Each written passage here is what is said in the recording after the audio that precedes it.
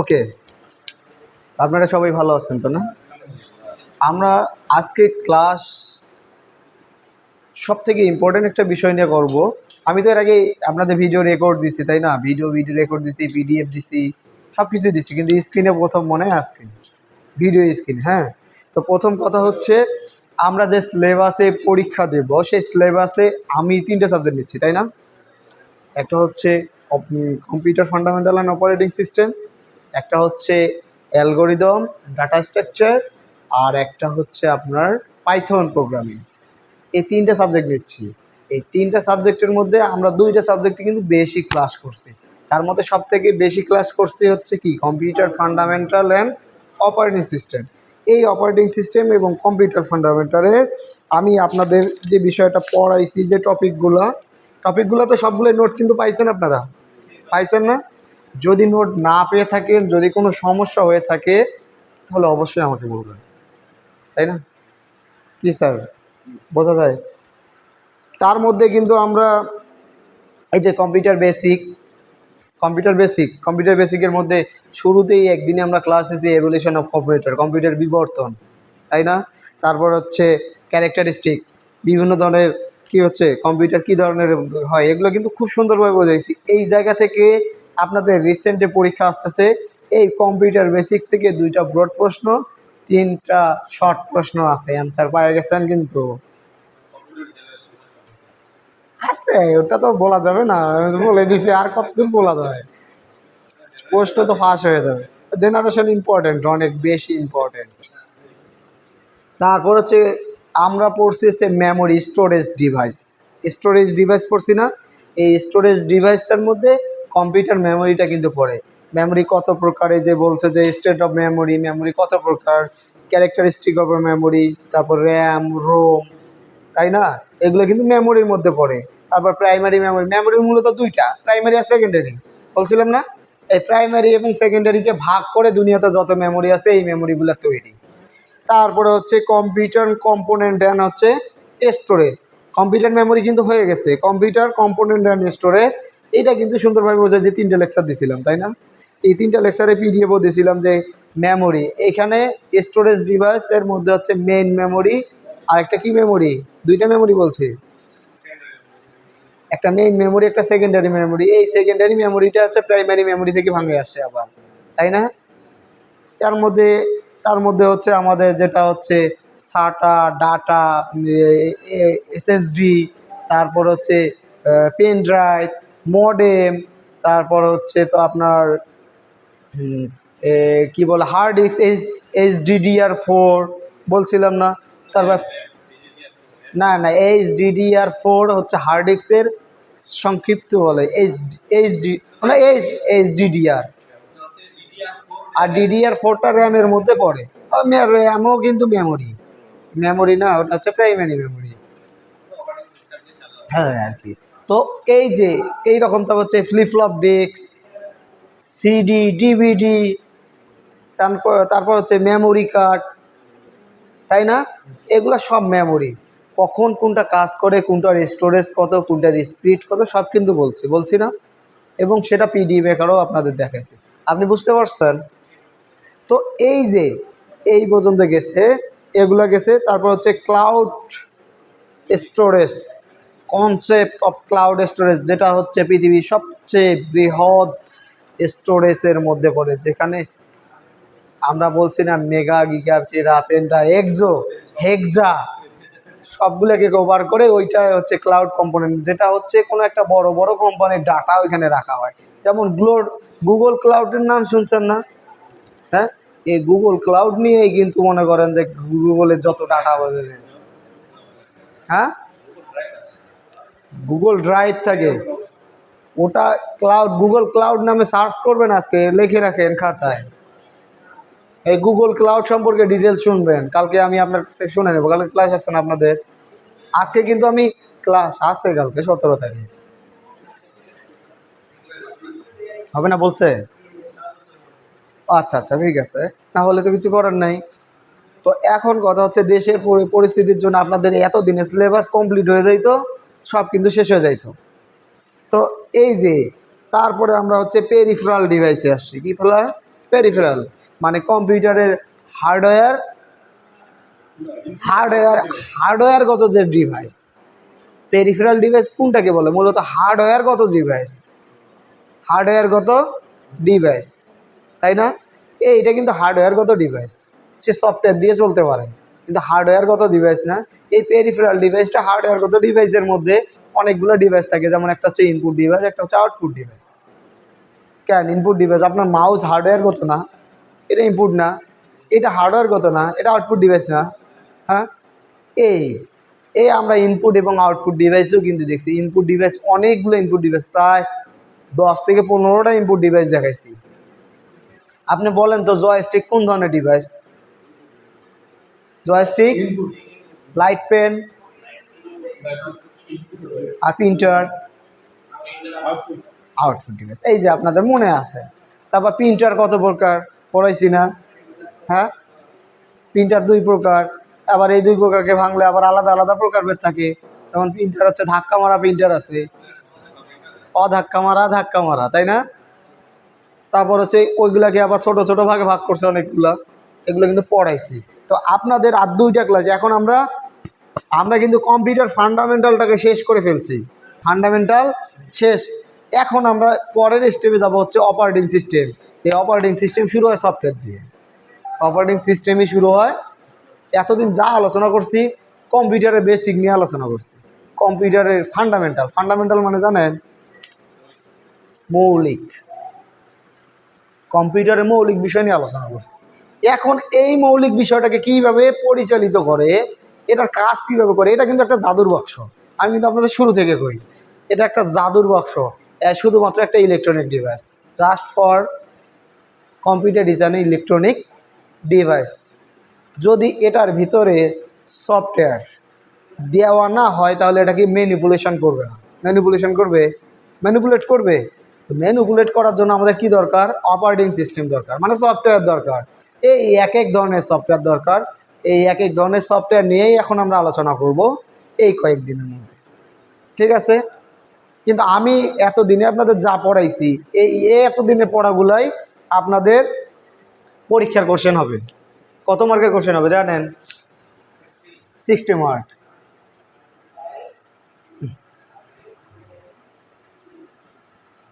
Computer fundamental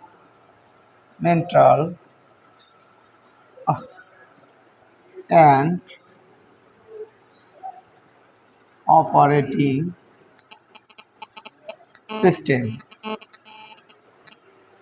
এটা তো 60 mark. এটার আমি যতটা পড়াইছি সব কিছু কিন্তু দেওয়া হয়ে গেছে, পিডিএফ সব দিছি। এখন এটার মধ্যে কোনো প্রশ্ন যদি আপনাদের কারো থাকে অবশ্যই আমাকে বলতে পারেন। সেটা আপনারা যারা ভিডিও দেখতেছেন, আপনারা যারা মানে আমাদেরকে ফিজিক্যালি আছেন, তাদের সবাইরে প্রশ্ন আমাকে পার্সোনালিও করতে পারেন, গ্রুপেও আপনাকে প্রশ্ন করতে পারেন। কারণ পরীক্ষার সামনে, পরীক্ষার আগে যা প্রশ্ন থাকা করে নেবেন। তবে পিডিএফগুলো দেখলে আপনাদের পিডিএফগুলোতে কিন্তু উপরে প্রশ্ন দেওয়া নাই, কিন্তু আপনাদের ডিটেলস দেওয়া আছে। এই যে আমি পার্ট টু পার্ট পড়াইছি, পার্ট টু পার্টের ডিটেলস দেওয়া আছে। তার মানে এটা 60 মার্কের, কিন্তু 60 মার্ক না, এটার কিন্তু ফুল। আর দুইটা যদি আমরা পার্ট পড়ি, মানে আর আমরা 4টা লেকচার নিলে আমাদের কিন্তু এই 6 মাসের সেমিস্টারে এই কোর্সটা শেষ হবে। এখন চলে আসলাম আমরা কি, এখন আমরা চলে আসলাম ডাটা স্ট্রাকচার অ্যান্ড অ্যালগরিদম। এটাও কিন্তু 3 ক্রেডিট। এটা কিন্তু কত ক্রেডিটের জানেন? ক্রেডিট। এটা হচ্ছে 3 ক্রেডিট, CRA নাকি? স্যার দেখেন তো ক্রেডিট বানানটা ভুল হয়েছে নাকি? ও ক্রেডিট, হ্যাঁ। এটা কিন্তু 3 ক্রেডিট মানে 150 মার্ক। এটা হচ্ছে আপনারা এই যে আপনাদের সাথে আলোচনা করতেছি, এটা কোন কিন্তু আমরা থিওরি নিয়ে আলোচনা করতেছি। কি আলোচনা করতেছি? থিওরি, প্র্যাকটিক্যাল কিন্তু না। থিওরি 3 ক্রেডিট 150 মার্ক, তার মধ্যে 60 মার্ক হবে আপনাদের এই যে কলেজের টেস্ট, আর ফাইনাল হবে বাকি মার্কগুলো। বুঝতে পারছেন? এখন আমরা এখন চলে আসবো হচ্ছে ডাটা স্ট্রাকচার। এটাও 3 ক্রেডিট, এটাও trigger it, data structure and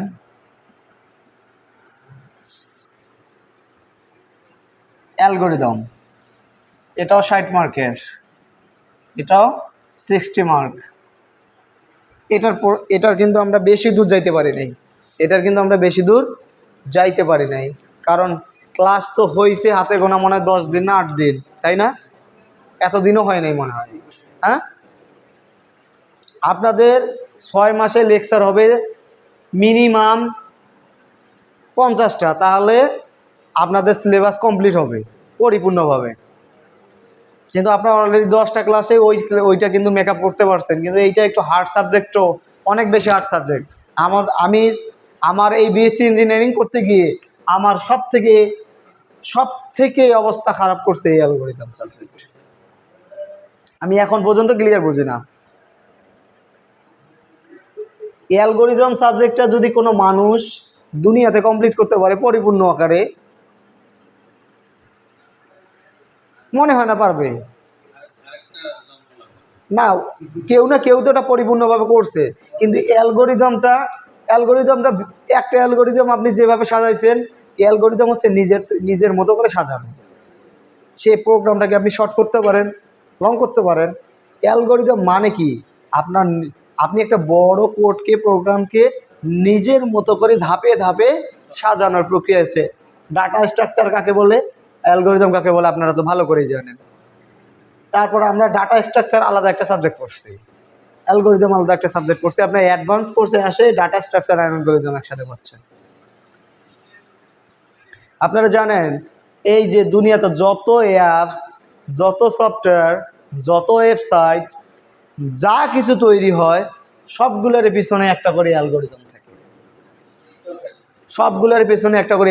থাকে।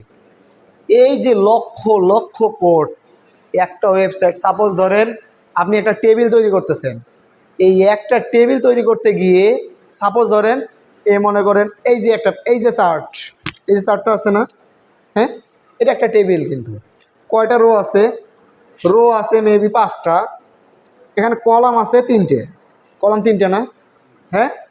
এই রো এবং কলাম আমরা একটা ওয়েবসাইটের কাছে আসি। এখন এই যে রো কলাম, একটা ওয়েবসাইটে যদি আমি এই তথ্যটা দেই, এই তথ্যটা দিয়ে আমাকে একটা টেবিল বানাইতে হবে না? এই টেবিলটা বানাইতে গেলে, হ্যাঁ অবশ্যই হ্যাঁ,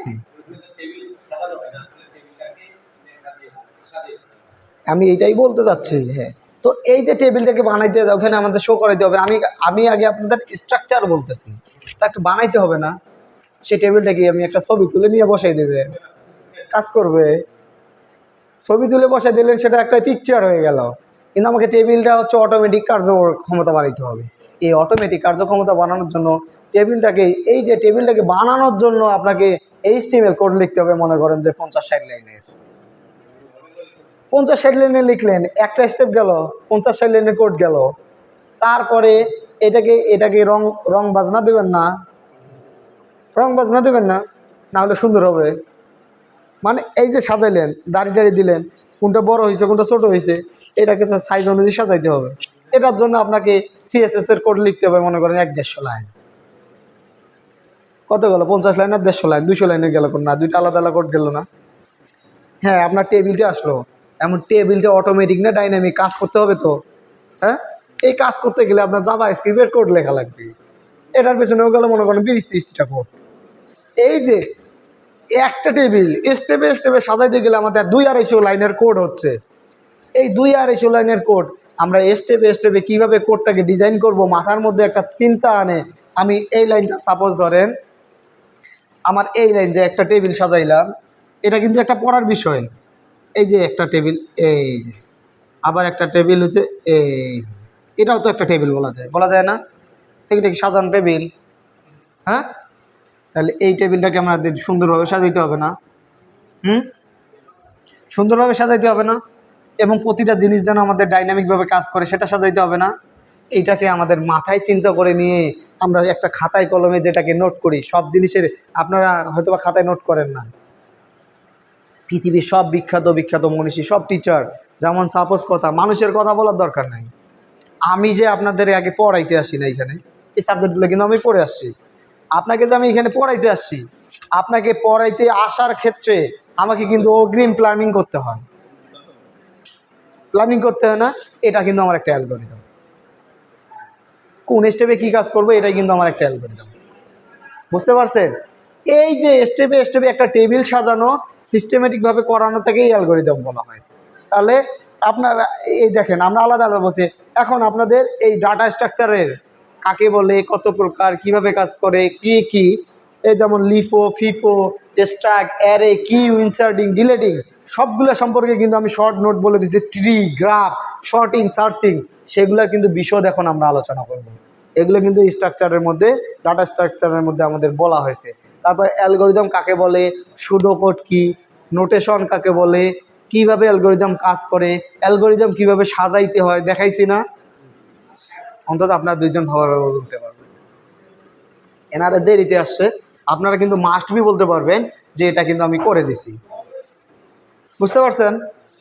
তো এই যে দুইটা জিনিস, এই দুইটা জিনিস অবশ্যই যে ক্লাস মিস করলে কিন্তু একটু ঝামেলা। যারা ভিডিও দেখতেছে এনারা কিন্তু আসলে পরিপূর্ণভাবে আসলে ক্লাসের মজা পায়। বলেন হ্যাঁ? তো এখন কথা হচ্ছে, আমরা এই যে অ্যালগরিদম পড়ছি, অ্যারে এবং লিস্টের মধ্যে, অ্যারে আলাদা একটা পার্ট, লিস্ট আলাদা একটা পার্ট। এই লিস্টের মধ্যে আমাদের কম বেশি আলোচনা হয়ে গেছে। এখন আপনাদের একটা হোমওয়ার্ক দেই। হোমওয়ার্ক বলতে এটা অ্যাসাইনমেন্ট হবে। আপনাদের কিন্তু অ্যাসাইনমেন্ট হবে, অ্যাসাইনমেন্টে হাতের মার্ক হবে, সেটা আমাদের দায়িত্ব, আমরা দেব। স্যার আজকে অ্যাসাইনমেন্টগুলো লিখে নেন তো। এই যে ওটা আপনারা অ্যাসাইনমেন্ট করবেন। প্রথম অ্যাসাইনমেন্ট আপনাদের প্রথম অ্যাসাইনমেন্ট, আপনারা অ্যাসাইনমেন্ট করবেন, বাংলায় লিখেন, বাংলায় লিখেন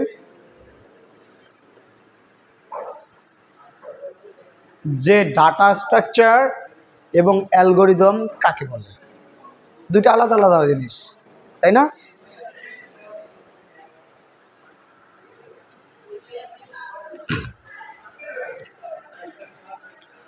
ডাটা স্ট্রাকচার এবং অ্যালগরিদম কাকে বলে, মানে সংজ্ঞা। প্রথমে কাকে বলে, তারপরে লিখবেন পার্থক্য,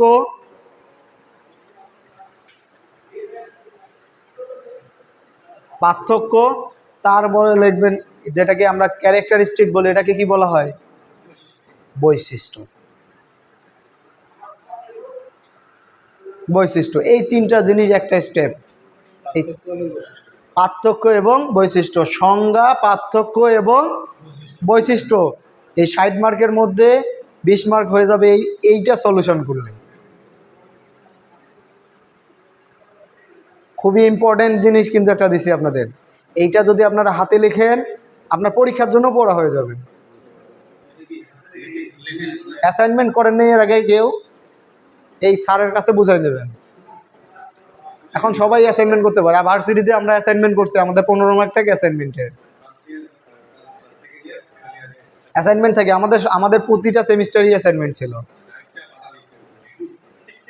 আপনাদের অ্যাসাইনমেন্ট লিখতে হবে। অ্যাসাইনমেন্ট কি জানেন? অ্যাসাইনমেন্ট একটা A4 সাইজের পেজ নেবেন, এই যে A4 সাইজের পেজ, হ্যাঁ, A4 সাইজের পেজ, এই A4 সাইজের পেজ নিয়ে অ্যাসাইনমেন্ট কেউ ওই যে খাতায় যেমন পরীক্ষায় লেখে না, পরীক্ষায় লেখে না, এই দিকে একটা ডায়েরি, এই দিকে একটা ডায়েরি দিয়ে হয়। আবার কেউ কি করে, চতুর্পাশে সমান হারে ভাগ করে নেয়, নিয়ে মিডিলে লেখে। আমি অ্যাসাইনমেন্ট লিখে এইভাবে, কোনো রাশি টানি না, চতুর্পাশে সমান হারে ভাগ করি, করে যে মিডিলে যে গ্যাপটা আছে না, এই গ্যাপটাতে অ্যাসাইনমেন্টটা লিখি। অ্যাসাইনমেন্ট লেখার বিভিন্ন ধরন থাকে, যে অ্যাসাইনমেন্ট আপনাদের প্রশ্ন আকারে ভাগ ভাগ করে লিখবেন। গেল। এরপরে আপনাদের একটা জিনিস খুবই ইম্পর্ট্যান্ট, সেটা হচ্ছে ট্রাভার্সিং অ্যালগরিদম।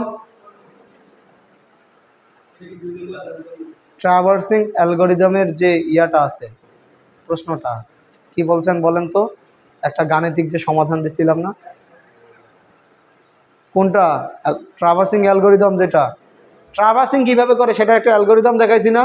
একটা প্রোগ্রাম আকারে 6টা স্টেপে যায়। প্রথমে শুরু হয়, তারপরে সেটাকে সেটা ইনিশিয়ালাইজ করে, তারপরে সেই ডাটাটাকে ধরে, ওই ডাটাকে লুপিং আকারে ঘুরতে থাকে যতক্ষণ না পর্যন্ত ডাটাটা কাজ করে।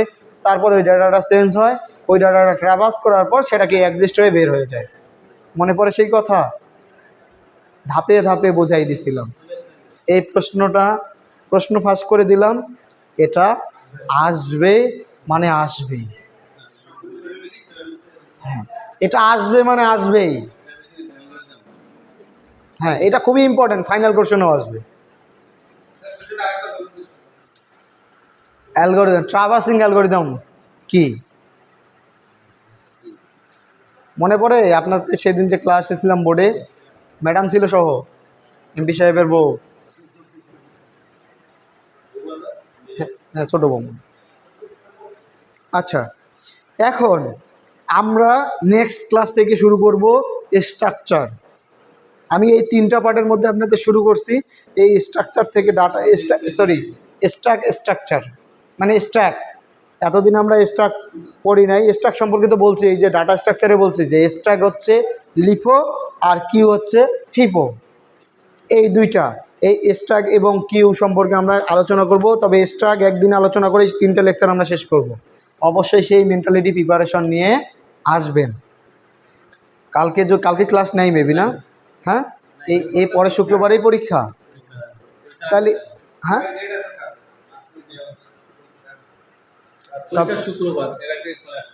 আর নাই। তবে আপনারা এই স্ট্রাক এবং কিউয়ের জন্য আপনারা যদি চান, আমি আপনাদের একটা ক্লাস নিয়ে অন্তত এটা শেষ করে দিতে পারি, যে কোনো দিন যে কোনো সময় আপনারা যদি চান। তাহলে আপনাদের সিলেবাসটা অর্ধেক শেষ হয়ে যাবে। এগুলো তাড়াতাড়ি শেষ হবে। এগুলো সম্পর্কে তো ধারণা দিছি, খালি অ্যালগরিদমগুলো বিষয়টা বুঝাই দেব। কিন্তু আপনাদের কোশ্চেন আমি অলরেডি করে ফেলছি, যে যতগুলো পড়াইছি এগুলোর মধ্যে কোশ্চেন করে ফেলছি।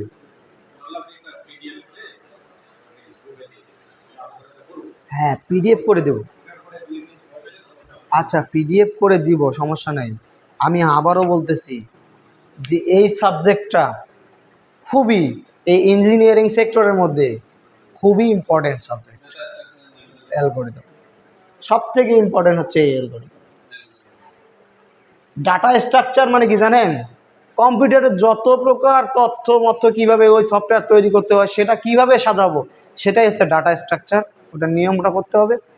আর অ্যালগরিদমটা সেটাকে শর্টলি কিভাবে আলোচনা করে, তথ্যের উপত্যের কাঠামো। আর এটা হচ্ছে কি অ্যালগরিদমে, কি বাংলাটা অ্যালগরিদমেই আসে। কিন্তু অ্যালগরিদম হচ্ছে সেই প্রোগ্রামিং ভাষাগুলোকে সঠিক ধাপে ধাপে কিভাবে সাজাবো সেটার নিয়ম প্রক্রিয়াটা। ওকে, তাহলে আমরা এই 2টা সাবজেক্টের নোট কিন্তু অলরেডি পাইছি, এটা নিয়ে আলোচনাও করা হয়েছে, এটার পরীক্ষার কোশ্চেনও আমি বানাই ফেলছি। আপনারা যদি কালকে আসতে পারেন। আপনার কি কালকে ক্লাস আছে?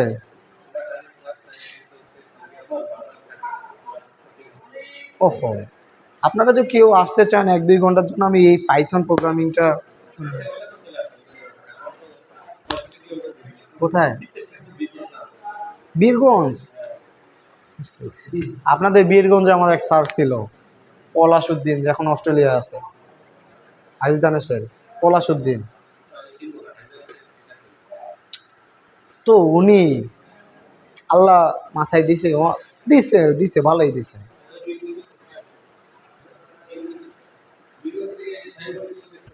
ওকে ওকে, একটু প্লিজ শোনেন,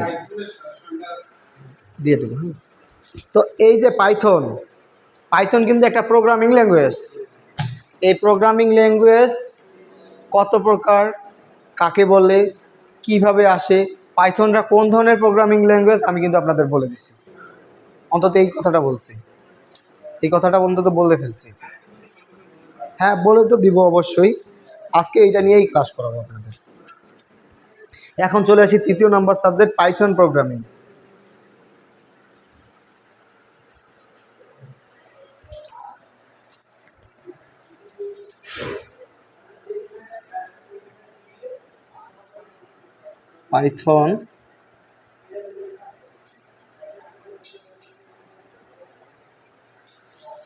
পাইথন প্রোগ্রামিং। এই যে পাইথন প্রোগ্রামিংয়ের আপনাদের কাছে সিলেবাসটা থাকলে একটু দেখেন।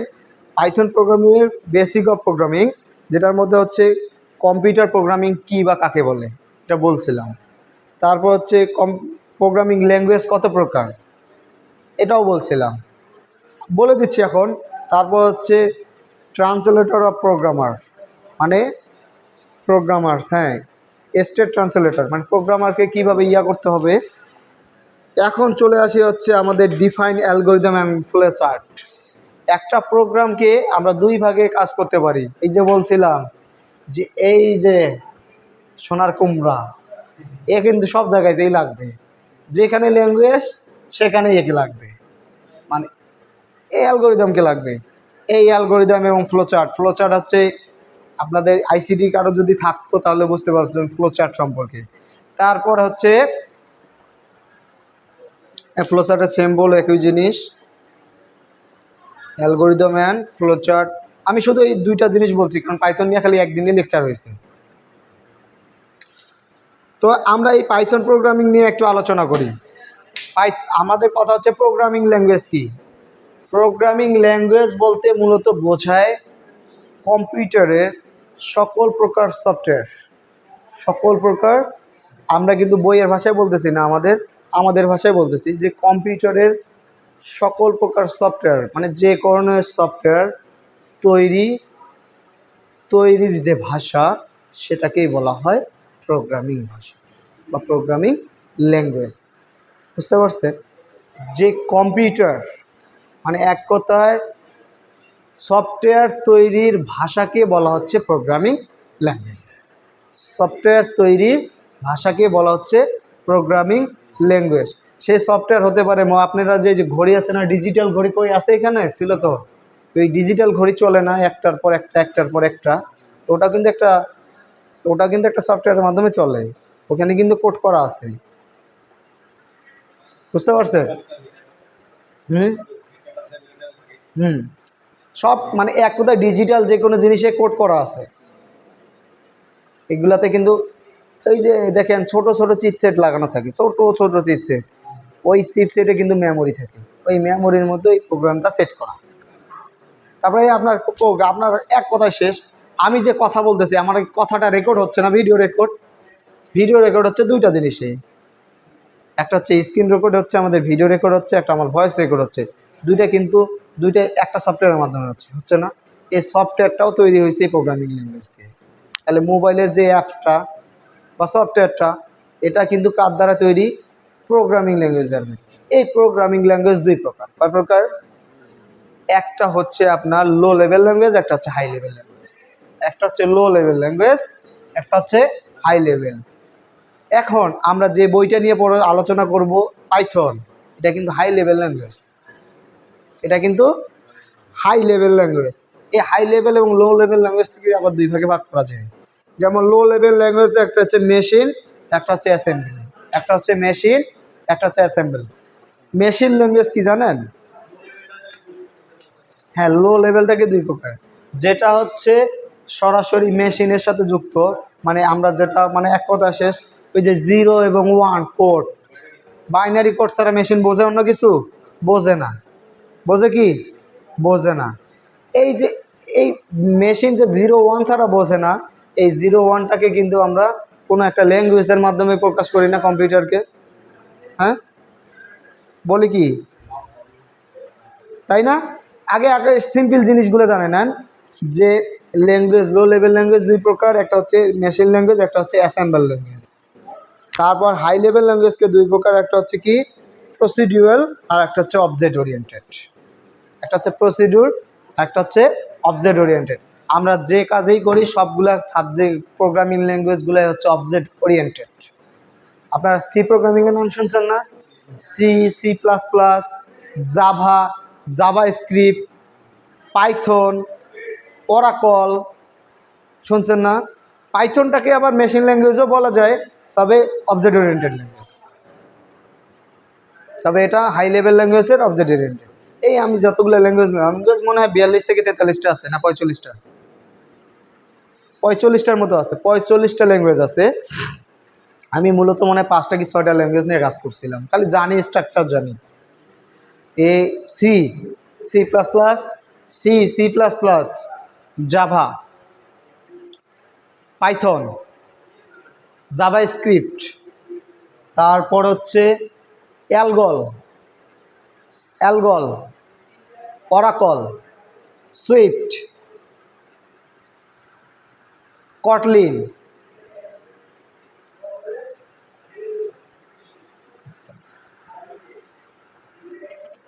এইরকম অনেক ল্যাঙ্গুয়েজ আছে। তবে এই যে বললাম না HTML CSS যেগুলো ল্যাঙ্গুয়েজের মধ্যে পড়ে, কিন্তু HTML CSS কে ল্যাঙ্গুয়েজ বলে, HTML কে ল্যাঙ্গুয়েজ বলা হয় না।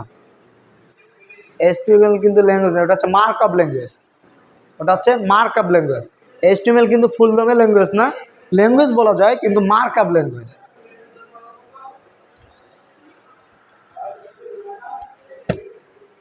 হ্যাঁ, এখানে ওই কথাই বলছে যে জাভা, তারপর হচ্ছে Fortran, COBOL, C plus plus, Python, Java, এগুলো এই কটাই বলছে, বেশি কিছু বলে নেই, ওই কটাই। তারপরেও আমি এক্সট্রা অনেক কিছু বলছি, সুইফট বলছি, অ্যালগল বলছি, বলছি না। এই যে এখন আমাদের যে কথা হচ্ছে, আমরা হাই লেভেল এবং low level language, high level low level ল্যাঙ্গুয়েজকে দুই ভাগে ভাগ করছি, একটা হচ্ছে মেশিন ল্যাঙ্গুয়েজ, একটা হচ্ছে অ্যাসেম্বল ল্যাঙ্গুয়েজ। আমরা জানি, আমি বলছিলাম যে মেশিন ল্যাঙ্গুয়েজ, মেশিন ল্যাঙ্গুয়েজ কি বলছিলাম, মেশিন যে ভাষাটাকে চেনে, মেশিন কি ভাষাটাকে চেনে, 0 1 ছাড়া মেশিন কোনো ভাষাকে চেনে না, এটাকেই বলা হচ্ছে মেশিন ল্যাঙ্গুয়েজ। আর হচ্ছে আমরা এগুলো খালি বেসিক ধারণাগুলো রাখে নিই। তারপর একটা হচ্ছে আমাদের হচ্ছে অ্যাসেম্বল ল্যাঙ্গুয়েজ, কি ল্যাঙ্গুয়েজ, অ্যাসেম্বল ল্যাঙ্গুয়েজ। এক কথায় অ্যাসেম্বল ল্যাঙ্গুয়েজ যেটা আপনার বোর্ড, মাদার বোর্ড আছে না, যে কোনো বোর্ড, মানে আমরা বলি, আমি এই ল্যাঙ্গুয়েজটার নাম বলি, MySQL এর নাম শুনছেন, SQL, structure query language. SQL এর পূর্ণরূপ হচ্ছে স্ট্রাকচার কোয়েরি ল্যাঙ্গুয়েজ। এই কোয়েরি ল্যাঙ্গুয়েজটাকে এই আমরা অ্যাসেম্বল ল্যাঙ্গুয়েজ হিসেবে রূপান্তর করতে পারি। কেমনে, এই কোয়েরি ল্যাঙ্গুয়েজটা অ্যাড করতে পারে, মুভ করতে পারে, লোড করতে পারে, সাব করতে পারে, মাল্টিপল করতে পারে, ডিভিশন করতে পারে। মানে এক কথায় ওই যে আপনার লাইট জ্বলতেছে না, এখন লাইটের মধ্যে, লাইটের কথাই না আসে, আমরা কম্পিউটারে চলে আসি। এই যে কম্পিউটারে দেখবেন এখানে একটা চিপসেট আছে, এটার সাথে আর একটা চিপসেট যুক্ত আছে, কিন্তু এই চিপসেটটা যুক্ত থাকা অবস্থা কি আছে, অ্যাড আছে না, ফির আবার দেখেন যে এই জায়গায় আর একটা চিপসেট আছে, কিন্তু এই দুটার সাথে যুক্ত নাই, এই দুটার সাথে যুক্ত নাই, সেটা আর একটার সাথে যুক্ত আছে। এই জায়গাটাকে আবার এই জায়গার সাথে আছে, কিন্তু এই যে এইটার মাঝখানে যেটা আছে, এটা কিন্তু সাবট্রাক্টর করা আছে, সাবট্রাক্ট মানে বুঝেন, আলাদা করা, এখানে আলাদা বিয়োজন করে দেওয়া। এই ল্যাঙ্গুয়েজটাকেই বলা হচ্ছে আমাদের অ্যাসেম্বল ল্যাঙ্গুয়েজ বলি। তবে অ্যাসেম্বল ল্যাঙ্গুয়েজটা আরও অনেকভাবে হতে পারে, তবে SQLটাকে আমরা অ্যাসেম্বল ল্যাঙ্গুয়েজ হিসেবে ধরতে পারি। এখানে মনে হয় ওইভাবে দেওয়া নাই। এখন আমরা চলে আসি হাই লেভেল এবং low level language. High level low level গেল, হাই লেভেল ল্যাঙ্গুয়েজের মধ্যে আমাদের আসলে কি, একটা হচ্ছে প্রসিডিউরাল ল্যাঙ্গুয়েজ, যেটাকে আমরা প্রসিডিউরাল মানে বোঝেন, প্রসেসিং সিস্টেমে চলে। মানে এই ল্যাঙ্গুয়েজটা আগে চলতো বেশি, আগের যেমন ম্যাক্সিমাম সফটওয়্যার, ম্যাক্সিমাম ওয়েবসাইট জানেন কি দিয়ে তৈরি হইতো, সি প্রোগ্রামিং দিয়ে। খুবই হার্ড একটা প্রোগ্রামিং, অনেক কঠিন, কিন্তু আপনি মনে হয় জানেন তো প্রোগ্রামিং সম্পর্কে। সি প্রোগ্রামিংয়ের বেসিক যাই হোক, কিন্তু প্রোগ্রাম লিখতে হয় প্রচুর, এদের ভুল একটু হলে প্রোগ্রামটা অচল। কিন্তু এখন আবার নতুন আছে, যেমন Java, Python, Java script, Swift, এগুলো হচ্ছে হিউম্যান মানে এক কথায় হিউম্যান কি বলবো, সম্পর্ক, যেটাকে বোঝায় সুসম্পর্ক, মানে মানুষের সাথে সুসম্পর্ক যুক্ত, যেটা সেটা ইংরেজিতে কথাটা আসে, যেটা হিউম্যান বিংই বলি আমরা। মানে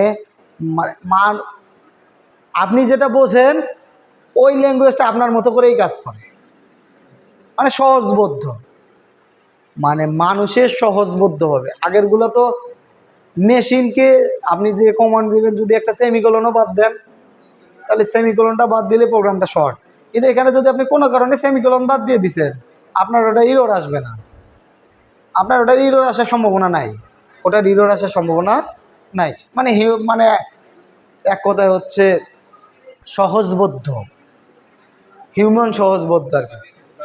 হ্যাঁ, এই যে হচ্ছে প্রসিডিউরাল ল্যাঙ্গুয়েজ, যে বলছে যে প্রোগ্রামিং ভাষায় কিছু নির্দেশনা অনুসরণ করে ধাপে ধাপে সুসংগঠিত অবস্থায় থাকে, সেটাকে আমরা প্রসিডিউরাল ল্যাঙ্গুয়েজ বলি।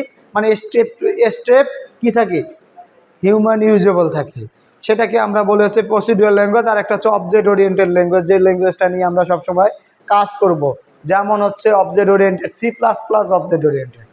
আমরা প্রসিডিউরাল ল্যাঙ্গুয়েজের মধ্যে আরও দুইটা ল্যাঙ্গুয়েজ বলে, প্যাসকেল আর ফরটান। প্যাসকেল এবং ফরটান এই ল্যাঙ্গুয়েজ নিয়ে আগে কাজ হইতো, এখন কিন্তু কাজ হয় না, এখন কিন্তু কাজ হয় না। আগের এই দেখেন ওয়েবসাইটগুলো খুব ঘোরে না, লোড হচ্ছে তো হচ্ছে, ঢুকতে চাচ্ছেন সময় নিচ্ছে। এখনকার ওয়েবসাইট কিন্তু আর ন্যানো সেকেন্ডে কাজ করে, তাই না? হ্যাঁ, ন্যানো সেকেন্ড, মিলি সেকেন্ডে কাজ করে না। তো এই যে এখন চলে আসি আমরা অবজেক্ট ওরিয়েন্টেড। এই জন্য বর্তমানকার রানিং যুগের অপারেটিং সিস্টেম এন্ড সফটওয়্যার কিসের মধ্যে পড়ে? Object oriented. তবে হ্যাঁ, এখনও কিন্তু এই যে অপারেটিং সিস্টেম আমরা চালাচ্ছে, ওএস যেটা উইন্ডোজ, ওটা কিন্তু এখন পর্যন্ত ডোস না, ওএস অপারেটিং সিস্টেম। হ্যাঁ, ডিস্ক দিয়ে ডোস বলা যায়, হ্যাঁ বলা যায়, কিন্তু আমরা ডিওস বলবো না, আমরা ওএস বলবো, অপারেটিং সিস্টেম। হ্যাঁ, তো এই অপারেটিং সিস্টেমের মধ্যে আপনাদের ভিতরে যেমন হচ্ছে একটা সফটওয়্যারের নাম বলি, সফটওয়্যারটার নাম হচ্ছে Microsoft office, MS Microsoft office. এই মাইক্রোসফট অফিস কিন্তু অনেক আগে থেকেই, সে কিন্তু এখনো পরিপূর্ণভাবে সিকে বাদ দিতে পারে নাই। আমিও চলে যাব কিছুক্ষণ পর, আমার ক্লাসটা শেষ করে নামাজের সময় হয়েছে, আমি চলে যাব। আমার নানু মারা গেছে, তারপর আপনার ক্লাস নিচ্ছি। ফ্যামিলি আসতে কয়েক মিনিট সময় দেন, আর এটা শেষ করে চলে যাই। কয়েক মিনিট সময় দেন, রাগ করিয়েন না, কয়েক মিনিট। তো কথা হচ্ছে আমার এই যে আগে যেমন হচ্ছে প্রসিডিউরাল ল্যাঙ্গুয়েজতে অনেক সফটওয়্যার চলে, যেমন আপনারা ফেসবুক কিন্তু এখন পরিপূর্ণ অবজেক্ট ওরিয়েন্টেডের মধ্যে ঢুকে গেছে, কিন্তু গুগল এখনো পরিপূর্ণ অবজেক্ট ওরিয়েন্টেডের মধ্যে ঢুকে নাই, এরকম অনেক সফটওয়্যার আছে যে অবজেক্ট ওরিয়েন্টেডের মধ্যে ঢুকে নাই। যেমন অবজেক্ট ওরিয়েন্টেড বললাম আমরা যে কথাটা, সেটাই ঠিক আছে। এখন কথা হচ্ছে এই যে আমরা যে ল্যাঙ্গুয়েজগুলো নিয়ে আলোচনা করি, এই ল্যাঙ্গুয়েজগুলো তো ট্রান্সলেটর হয় না। ট্রান্সলেট না হলে তো আমাদের সফটওয়্যার চলবে না। এই ট্রান্সলেট হয় দুইটা মাধ্যমে, একটা হচ্ছে কম্পাইলারের মাধ্যমে, একটা হচ্ছে ইন্টারপ্রেটারের মাধ্যমে। একটা কিসের মাধ্যমে? একটা কম্পাইলারের মাধ্যমে কম্পাইল করে দেয়, ল্যাঙ্গুয়েজকে কম্পাইল করে ভাষা অনুসারে কম্পাইল হয়। আর একটা ইন্টারপ্রেট হয়, কম্পিউটার নিজের মধ্যে ইন্টারপ্রেট হয়। এখন এই আপনারা আরেকটা সংজ্ঞা লিখে নেন, মানে পার্থক্য লিখে না, যে ইন্টারপ্রেটার এবং কম্পাইলারের মধ্যে পার্থক্য। কম্পাইলারের মধ্যে পার্থক্য।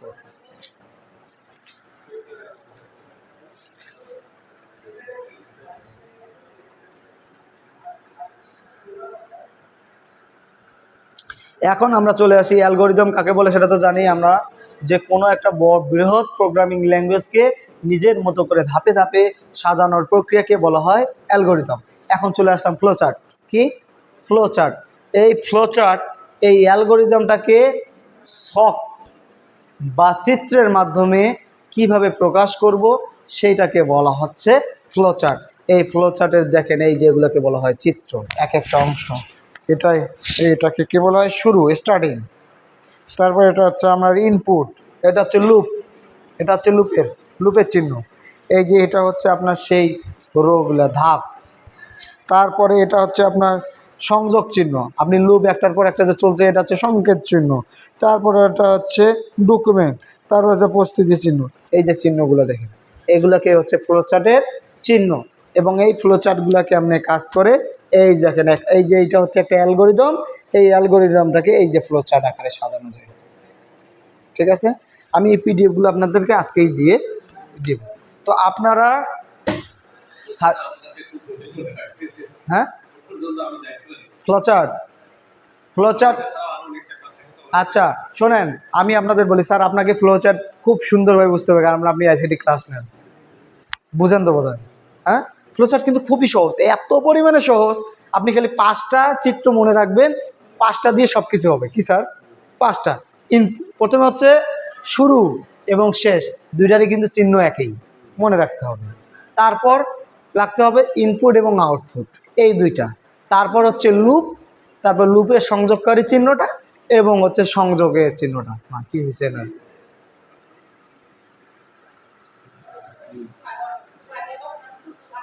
বুঝতে পারছেন? এই এই এগুলা মনে, এই 5টা থেকে 7টা চিহ্ন মনে রাখেন, যদি আপনাকে ফ্লোচার্ট নিয়ে আর কখনো চিন্তা করতে হবে না। অ্যালগোরিদম বানাবেন, ফ্লোচার্ট অনুযায়ী ঢোকাই দেবেন, কিচ্ছু নেই। ওকে, আশা করি আপনারা আর একটা এই প্রোগ্রামিং পাইথনের উপর একটা লেকচার নেওয়ার চেষ্টা করেন স্যারকে বলে, যে কোনো দিনে। তাহলে আমি লং টাইম ক্লাস নিতে পারলে আপনাদের জন্য সুবিধা হবে। নেন, আপনাদের সুবিধা অনুযায়ী সময় নেন, যেন 1-2 ঘন্টা সময় হয়। সিলেবাসটা যেন পরীক্ষার আগে আমি মেকআপ করি, নাহলে পরীক্ষা সবগুলো পরীক্ষা দিয়ে এই পরীক্ষার আগে 1 দিন নেন, তাও করা যায়।